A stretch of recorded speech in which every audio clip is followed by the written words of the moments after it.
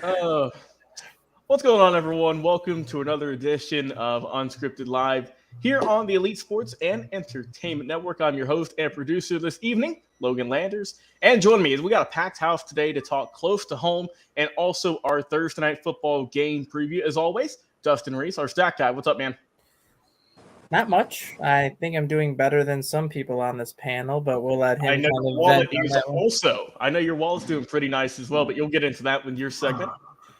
Jay McLovin, I don't know if I want to ask how you're doing, but how are you holding up? I think is the better question to ask.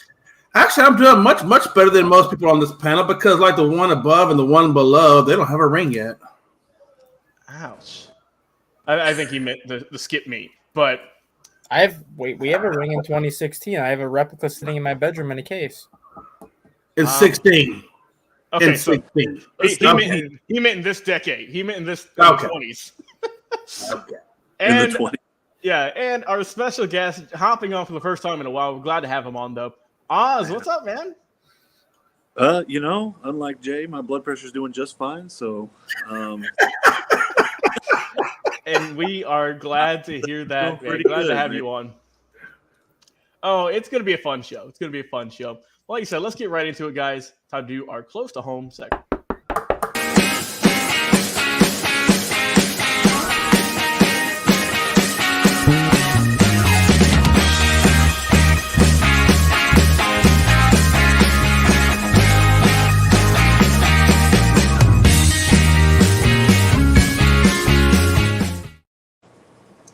All right. And before we get into it, I got to give a shout out to our boy Frankie. He also wanted me to give him a shout out. Frankie the Yankee Show is coming Friday, 3 o'clock Eastern Standard Time. He's going to be doing a World Series preview as well as some recaps of both Game 7s of the ALCS and NLCS. So a quick little plug there. Dustin, I'll let you kick things off first since I know me and you both don't have a horse in this race anymore. So go ahead, my friend. Talk about your teams, what they've been up to in the past week. So we're going with the double hat switch today. So we're starting with Hold on. this one. Okay, he came prepared. After probably the most shocking win of the NFL season last night. I don't know how many people picked the Vikings to beat the 49ers last night. But they always say sometimes it takes one game that can be a season-changing win. And Minnesota could have had their season-changing win last night. 3-4 looks a lot better than 2-5 at this point in the season. Minnesota now has Green Bay on Sunday, which, given what we've seen out of Jordan Love lately, that should put Minnesota at 4-4. And the tough part of Minnesota's schedule is done after that. They have a 6-game stretch where they're playing the Bears, the Lions, the Bengals, the Raiders, the Broncos, and one other, the Saints, and somebody else where they could theoretically rip off 5 or 6 straight wins to put themselves not only right in the thick of the playoff picture, but right in the middle of the division picture, depending on what the Detroit Lions do. My thought on this a couple weeks ago was when Justin Jefferson got hurt. I said Minnesota was going to be sitting at 1-7 heading into Week 8, and I would be content with them trading Kirk Cousins, content with them trading a lot of the pieces they had. Then you look at what Kirk Cousins did against that 49ers defense last night. First quarterback in NFL history to have 300 yards passing through 3 quarters against the 49ers defense. A defense that's been around, or a franchise that's been around for 65 years, and no quarterback has ever done what he did last night through 3 quarters. That kind of makes me question whether or not Minnesota should trade him or if they should extend him for another couple of years. A big reason for his success last night was Minnesota did not allow a single sack last night. To arguably one of the best, if not the best pass rush in the NFL, they did not sack Cousins one time last. And the key to me the last couple weeks, and I might be the only Viking fan, I might be the only casual football fan that ever will say this, losing Justin Jefferson might have been a blessing in disguise for this team. Because without Justin Jefferson, Minnesota has had to find different ways to win. They've won with defense the last couple of weeks. They turned the 49ers over 3 times last night. They turned the Bears over 3 times last week. Jordan Addison had a breakout game last night. TJ Hawkinson had a good game last night. Without Justin Jefferson as their go-to guy, Minnesota's had to play with more balance the last couple of weeks, and it's led to 2 straight wins. If they can continue to play this way until Jefferson comes back, once Jefferson gets back into the fold, that offense is going to be a more balanced offense, which we've seen it going back to last year. Minnesota's got a great offense. It's always been the defense that has kind of held them back. And right now, Brian Flores has this defense playing at the level that everyone hoped it would. And now you add an offense to it. Minnesota could be a very scary team. So I'm very intrigued to see what they do going forward. Now we're going to switch hats, go to the second team. It is hockey season. And for me, I'm actually excited to watch hockey again because the Detroit Red Wings have been absolutely terrible the last 6 years. After making the playoffs for 25 consecutive seasons, they've been one of the worst franchises in the NHL the last 6 years. Fast forward to this year, they are off to a 5-1 start. They've won 5 games in a row. They lead the NHL with 30 goals in 6 games, which is an average of 5 goals per game, which at this point, that is a pace that you're not going to be able to continue throughout the season. But they have Alex DeBrincat and Dylan Larkin on their front line. They are the number 1 and number 2 scorers in the NHL right now. DeBrincat leads the NHL with 8 goals in 6 games. Larkin leads the NHL with 10 points in 6 games. So anytime you have the 2 leading scorers on your team with both guys 25 years old, you're doing something right. And for those who don't know, today is the Frozen Frenzy, which is all 32 NHL teams will be in action between 5 p.m. and 1:30 a.m. with staggered start times where every game is going to start 15 minutes after one game starts. So no game is going to be looped at the same time, and they're going to be doing an actual NFL red zone type of situation with the NHL tonight. But teams have been going well for me lately, and I'm actually excited to watch hockey again, and I'm actually excited to watch NFL the rest of the way because the Vikings have pulled me back in. All right. Well said, Dustin. Well said. Oz, we'll go to you. Talk about the Texas Rangers, the winner of last night's ALCS, going on to the World Series for the first time since 2011. Go ahead, my friend. So I'm actually going to bury the lead. Dustin, you're right. The Frozen Frenzy thing is actually pretty exciting. I'm super happy to see NHL doing that. I think it's going to drum up a lot of the viewership that they need to help break that out into more primetime, positioning. It is going to be super exciting. I hope to catch some of those games tonight, but I'm actually going to be really invested in the Diamondbacks-Phillies Game 7. I would love to see, who we're playing in the World Series and probably get a good idea what to expect, like I'm coaching. The other thing I want to talk about is my Dallas Cowboys. Touch on football real quick. The Cowboys I hope the Cowboys are finally starting to realize what a lot of fans have realized, that there's only so long that you can hide Dak Prescott. The defense is God tier amazing, right? And I mean, I don't know anybody in sportscasting in the league or whatever that would disagree with you and disagree with me on the fact that their defense is Pro Bowl prime time. Like, they're just amazing. But that's not going to be good enough, because when you put Dak Prescott out there, he's not the guy that can consistently make those drives and plays to get you those wins. We lost to the 49ers, and honestly, it was an embarrassing loss, because what happened was you had a good offense meet a good defense that cancel each other out, right? So what do you got left to rely on? Your quarterback, your offense. And they just weren't there. And they're never there because they just don't have it. Talking about the Minnesota Vikings game last night, I don't think that win was as much on Kirk Cousins as it was on his receivers making plays. I saw that play where I can't remember the dude's name, but he snatched it out of the defender's hand for a touchdown. Kirk Cousins didn't throw a pretty ball. That was going to be an interception. But nope, stole it right out of his hands, took it for the touchdown. It's plays like that, things like that help build those little moments where you can, those one moments where you can just suddenly turn the tide of an entire game.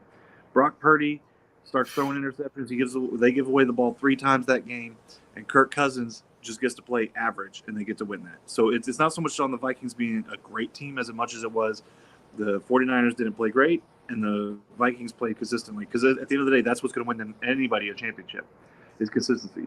And if there's one thing the Cowboys don't have, it's consistency. You'll have one game where we'll look like the world star, superstar team, and the very next game we're definitely trash. It's just the full stop is trash. Which goes back to the Rangers. I don't know if it's a Dallas curse or what, but they do the same thing. Okay? I mean, this whole series has been a clown fiesta. None of these teams, the 2 teams, Houston or Rangers, won in their own home stadium. Home field advantage, what? No, we won in Astro Stadium. They won in Dallas Stadium. So you got to ask yourself, do you think that the Rangers have it? to make a World Series ring championship if they can't play consistently. But if we follow the pattern of we won 2 on the road, lost 2 at home, or lost 3 at home, came back and won the 2, in Astro Stadium. If you follow that pattern, we're going to win game 1 against whoever we play against. We're going to lose the next 3, and then if we're lucky, we win the next 3, and that's it, right? That's the World Series. We win it. That's assuming they can keep on it. But then again, after watching last night's game, I'm not entirely convinced that the Rangers won that as much as the Astros lost it. Mm-hmm. So what I'm saying by that is Javier throws a pitch, fly out. Game's looking good for them. Second batter up, home run. And from then on, he just couldn't find his rhythm. For another few runs, few hits, and the word of the day is ball control. They just couldn't get the ball under control, and it would cause Dusty Baker to pull him before the first inning's over. That's never a good sign. In fact, if that's your team, the first thing you're thinking is, oh, crap. We are going into the bullpen unbelievably early, and now we have to cold start another pitcher with people on base. And it ended exactly like you thought it would end. Another run, and then they got out of the inning. The problem is at that point then, if you want to put the blame on one person, it'd be Dusty Baker because he kept pulling pitchers and putting cold start pitchers in there. Every single time, none of them could just get into this rhythm and find their strike zone, make these batters chase. They would throw a few pitches, we'd get a couple good hits. Because you saw as soon as the game started, the Rangers came out swinging. Great. And now if I'm a pitching coach, I'm saying throw it low, throw sliders low to the outside or high into the inside with some curveballs. See if we can get them to chase, or see if we can, if they do chase and hit it, let's keep it in the park and let our defense do the work. But that's just not what they would do. They just refused to do that, and they would change pitchers out, and then you would have people being walked, people getting hit by pitches. Just nonstop bad pitching management is what I would call it, is what lost them that game. The Rangers themselves, they did what they did. They swung the bat. And on the ones that were good, were good. So, again, I don't necessarily believe that the Rangers won that as much as the Astros just kind of lost it. They got it. Then before you know it, the only people that were even actually swinging the bat on the Astros side was Altuve and Alvarez. And they're dangerous. They are so dangerous. There's a few times we're sitting there screaming at the TV, just walk them. Just screw it. Just put them on the base, strike out the next 2 guys because you're not going to do it against Altuve and Alvarez. And sure enough, every time at bat, Altuve got a hit and a couple homers. He was a one-man show for the Astros last night, and Dusty Baker just couldn't help get the defense running. All right. And you done, Oz? Yeah. Okay. And before we get to Jay, I want to introduce a surprise guest, Mr. Foxborough Frankie C. What's going on, man? I can't go to sleep, Logan. I feel you. I understand. I feel you on that one, my friend. We'll get to you in just a minute, though. We did say that Jay would be up next. So, Jay, you've been roasting us, getting your emotions out in our group chat. So give all your thoughts and frustrations out there, my friend, joining the rest of us, except for Oz, on the couch. Well, I listen to a lot of BS from both these people. It's easy to say that. Dusty put in cold start pitches. Dusty did this. Dusty did that. But then again, you leave a guy in too long, and then we're saying, oh, why didn't Dusty do this? And why did he wait so long? Oh, by the way, anytime you take a pitcher out, put a pitcher in, it's always a cold start pitcher. Moronic statement I've ever heard a person make. Just absolutely moronic. I'm sorry, it's moronic. And you don't like it? Well, that's all right. I'll sit there and be quiet and listen to every little thing that came out of both you and Dustin's mouth for a hot minute, and Frankie will probably chime in here in a minute like a bunch of flies over the meat once it's carcassized. It's okay. I get it. Look, man, here's the deal. The only issue I had with Dustin was the fact that I didn't like the fact that he went straight to Matan. I didn't like the fact that he went to Hunter Brown.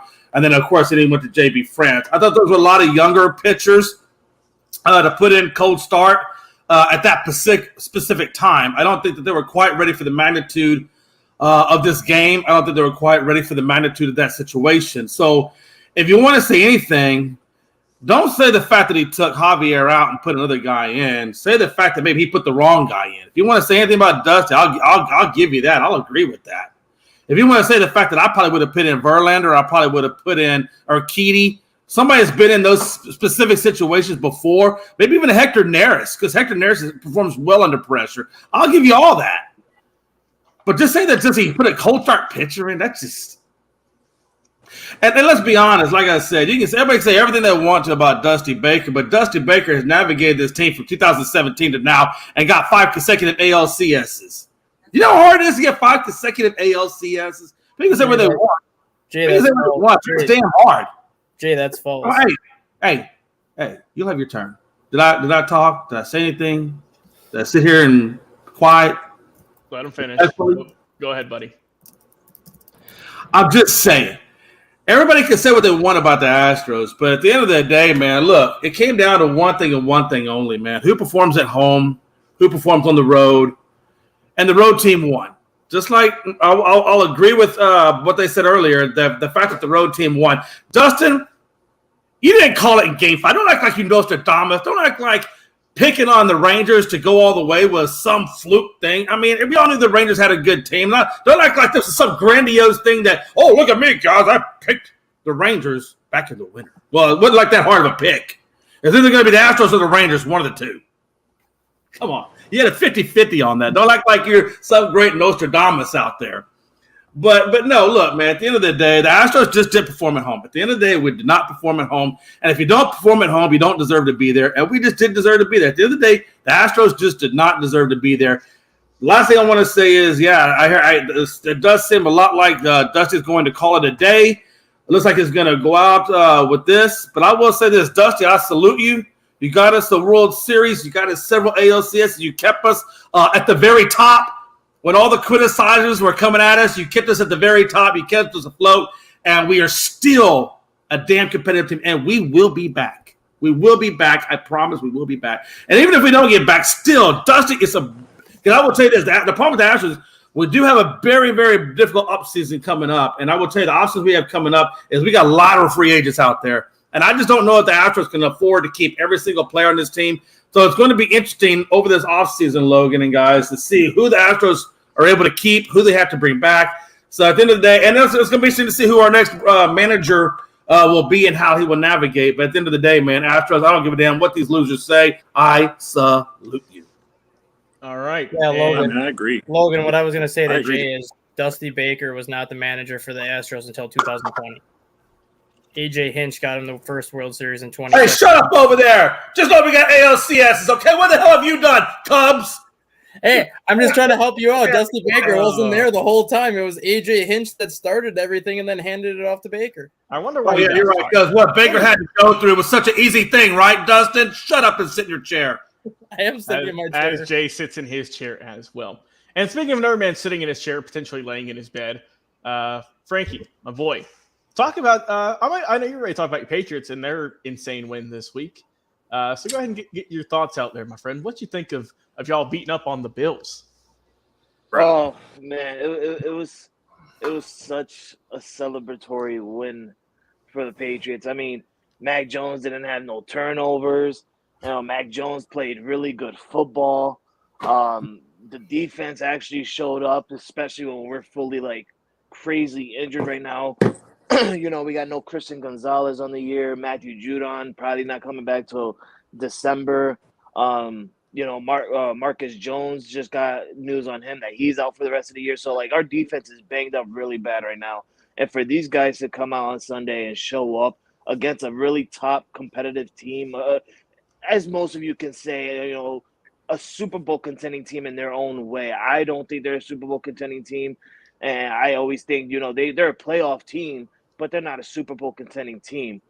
But for a team that's well driven and well good, or shall I say, amazingly good in their own style of play, the Patriots came out and played on Sunday. And I don't know if it's the Bills messed up on something, or was it just the Patriots had more fire. It was a really competitive game. The Bills ended up fighting back to take the lead late in the first quarter, just giving Mac Jones literally under 2 minutes to play. At that very moment, guys, I'm not going to lie with you. When the Bills scored that touchdown and had 2 minutes left in the fourth quarter, I said it was over. I didn't believe that Mac Jones would drive the ball down the field and score a touchdown because we needed a touchdown. We were down by 4 points. The field goal wouldn't do nothing. So I'm sitting in my chair and I'm like, well, this game is over. We had our shot. We had a goddamn 20 22-10 lead. Like Mac Jones and these guys are not going to score a touchdown to win the game. Best believe Mac Jones drove the ball down the field against a Buffalo Bills defense and got the winning touchdown to Mike Gesicki. I had a gritty Sunday. I went to McDonald's and I said, Miss, is it still time to get breakfast sandwiches? She said, yeah, you can get breakfast sandwiches all day. You remember we got that on the menu now. It's an all-day type thing. And I said, can I please get a sausage, egg, and cheese McGritty, please? Thank you very much. And she gave it to me with nothing but love. And I said, thank you so much. You know, this smells nothing more than a victory breakfast sandwich right now at 4 p.m. in the afternoon. It was amazing. I loved it. I loved every second of it. But this right now is not about the Patriots. We're 2-5, okay? Yes, that's a big win. It's a huge win. We needed that win, especially for the division. We're 2-1 in the division, by the way. With the 2-5 record, we're 2-1 in the division, which is real odd to me. But you know, that's a really good win on the Patriots' part. Now we have to come out next week and play a really top contender Miami Dolphins team in Miami. And for all of you that know, Patriots do not play well in Miami. We never have, and we never. I don't think we ever will. Even when we had Tom Brady, we were not that good in Miami. So we have a really tough competition coming up on Sunday against those guys. But right now, it's not about my Patriots, Logan, Oz, Dustin, and Jay. It's not about New England. No, it's not. It's about the Houston Astros and the Texas Rangers. And I'm not gonna go ahead and trash talk Jay. I'm not gonna do that because I've been in this situation with Jay is. You know, I've been to a Game 7 moment, you know, and didn't win it. You know, there's times where I've been in the ALCS and I haven't won it. But it is a good feeling. It is a good feeling. As a Yankee fan, it's a good feeling to see the Astros finally lose in the ALCS and not make the World Series. But then again, it's also sad.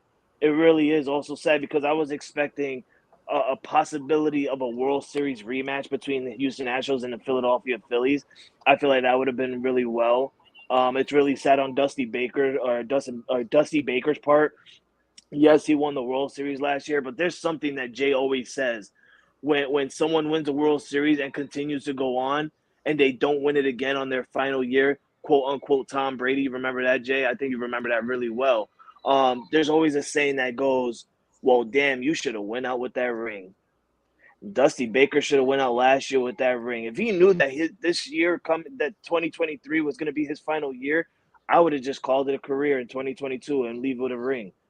I swear to God, I would have. And it's a big congratulations to Oz. Big congratulations to Oz for the last 3 seasons. The last 3 seasons, the Texas Rangers have been dog trash. I don't want to curse on here, but they've been dog trash. And 3 seasons later, they are going to the World Series for the first time since 2011. I couldn't be more proud of him, and I couldn't be more proud of Jordan Montgomery. I hope this is a big slap to the face of Brian Cashman and Mr. Steinberg. I hope this is a smack to the face because you guys traded away Jordan Montgomery, not giving him a chance and calling this kid a non-postseason pitcher. Well, guess what, guys? He is 3-0 in the ALCS. He has an ERA of 2.15 in the ALCS, and he helped lead the Texas Rangers to the World Series, where they are now home. They have home advantage, which probably isn't a good favor for the Rangers after looking at this series. It's probably not in a good favor for the Rangers. But you got home field advantage. Congratulations, Oz. I'm pulling for you guys. I'm pulling for you guys. Oh man, I'm excited for it, like walking on hot coals. Go Phillies. Hey, Jay, it might not even be wanna- the Phillies. It might not even be the Phillies. You don't know that. Game 7 tonight. Go Phillies. Hey, by the way, real quick. No, off topic. Does anybody here know who created the high five, the original high five in 1977? Somebody with 5 years. Dusty Baker. He created the high five. Dusty Baker, look it up. 1977, first high five. Yep. So no The original high five. Look it up. It's in your history books. As I quote, Dusty Baker, or I should say, and generally accepted that the first real high five was done by Dusty Baker and Glenn Burks of the Los Angeles Dodgers baseball team, October 2nd, 1977. I do see that. Yeah, it's on Wikipedia. It's okay, but I'll tell you something. You can take it for real. Unlike that bullshit that Dustin puts out. Hey, gentle, Jay. All right, my bad. My Hey. bad. BS. But Jay Hey, does Frankie, Jay does have a point on the Astros. Frankie. They are going what? What? I cashed into But- the Texas okay. Rangers making the World Series, by the way. He did. He sent me the screenshot. He got the money. He got the Quan, as Jay says. He got the Quan. He did. Listen, All right, what's up next, Logan? And I agree on Jay's part. I totally agree on Jay's part. What are the Astros going to do going on from here? Dusty Baker officially announcing his retirement. You know, he has a bunch of free agents coming out. You know, Kyle Tucker and all these other people that are going to be free agents. And Jay, not only that, you guys gave up a lot on your farm system to just bring back Justin Verlander to the Astros. So like now your farm system isn't as good as it was last year or even to the start of this year. So where does the Houston Astros go from here? And that is another topic I think Jay will have all the pleasure in the world of doing a solo video on for that one if he wants to. Honest, your final thoughts on that one? I know you want to say something else. My final thoughts is I don't necessarily agree with Dusty Baker retiring like he did. I get that it was an emotional night and they lost and he retired. I feel like that might be more of an emotional thing. The man loves the game. He's hurt. But I also don't believe that him retiring is going to be the end of the Astros. I truly believe that the Astros, as an organization, with the talent that they have, they'll be back in the ALCS next year. The Rangers, I don't make that bet. I just don't make that bet because, again, we go back to the consistencies. Consistency is the Astros play better on when it counts than the Rangers do. So, that's I understand. Hey, and that's coming from a Rangers fan as well. I'm about to say, I understand you live in Texas, brother. I understand you live in Texas, but stay with one team. Don't show the love on so many other Texas teams. Hey, don't let that poison hit you, Oz. Don't let that poison hit you. Let's Hey, I do want to say one thing though. One last thing. And this is a compliment.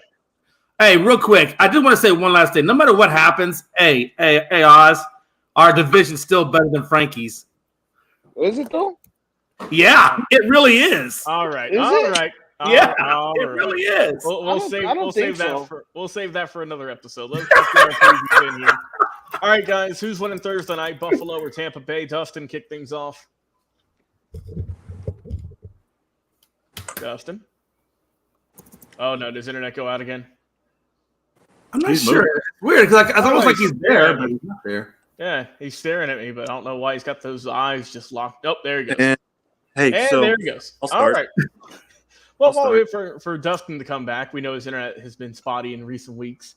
Let's go. Oz. Who's winning this one? Tampa Bay or you got Buffalo? I got Buffalo for a lot of reasons, which sucks because I have Baker Mayfield in my fantasy league, and I would love to see him win it. But Buffalo just came off of a really hard loss, and honestly, a game that they should have won. They are the better team. They have the weapons and stuff like that, and so they're going to come back hungry, and I think they're going to play for it. They're going to come back and try to make a statement. I think that – I think they've lost the last 2 games, haven't they? No, they won 2 weeks ago. Okay. Well, either way, they just lost to their division rivals, the Patriots, and so I truly think that they're going to come back hungry against the Bucks, and they're going to take it. I think that's what I'm predicting. All right, Dustin, do we got you back? Yeah, we're gonna try it. I've had rain and thunderstorms all day, so we've been losing power on and off today. So it's all good. He's got that Jay Savannah internet connection going on. hey, that Jay Savannah internet was horrible. Let me tell you. All right, well, Dustin, who's taking home this one? Yeah, Tampa or you got Buffalo? It's been a long time since the Buffalo Bills were faced with a must-win scenario, but you could argue that Thursday night is a must-win game for this Buffalo Bills team. For all of the expectations and for all the hype that Buffalo has had the past 4 years, and they have no Super Bowl to show for it, and now you're looking at a team that was starting to play well, went to London to face the Jaguars, lost, and it looks like their team stayed in London because they barely got past the Giants last week. This week they go and lose, and now you're on the verge of falling to 4-4, 8 games into the season if you lose to the Bucs. It is hard to play on the road on a Thursday night, and Tampa Bay does have a good enough defense to make life difficult for Josh Allen, which New England certainly did that good job of that, and Giants did the week before of pressuring Josh Allen. I think right now this is a must-win game for Buffalo, where if Buffalo wants any hopes of even keeping their season alive in terms of winning the AFC East, they need to have this game. And if they lose this game, there's going to be a lot of question marks surrounding Sean McDermott and his future. There's going to be a lot of question marks surrounding Josh Allen and his future, whether or not he's going to get another big payday from Buffalo. I think I agree with you. I think Buffalo wins, but I think it's going to be a very close game. I think it's going to be a 24-20 game because Tampa Bay's defense is good enough to keep them in it. All right. Jay McLovin. You got all right. Pressure Allen. That's it. Jay McLovin, who's winning this one? Yeah, absolutely. I definitely got the Bills winning this one. I really do. Both teams play great defense, right? I mean, they both really don't give up a whole lot of yards on the run. I think this is going to come through the air.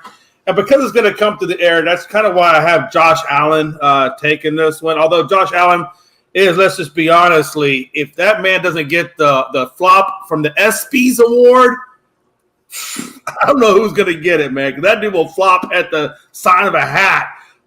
Interesting enough, though. But, yeah, Bills, I think, have the edge at quarterback overall. Both defense, like I said, are playing at a good level. And I just think that it's going to come down to the air saw because I don't think White or Cook, although, I mean, Cook has started to show a little bit more. I think Cook is kind of starting to come into his own a little bit more with Buffalo. But I just think it's going to come down to the secondaries. And I almost kind of think that maybe the Bills might have a rough time with that secondary because they have had some issues with injuries. But at the same time, I just think it's just too much of the Bills and not enough of the Bucs. So I'm gonna go 28-13 in favor of the Bills.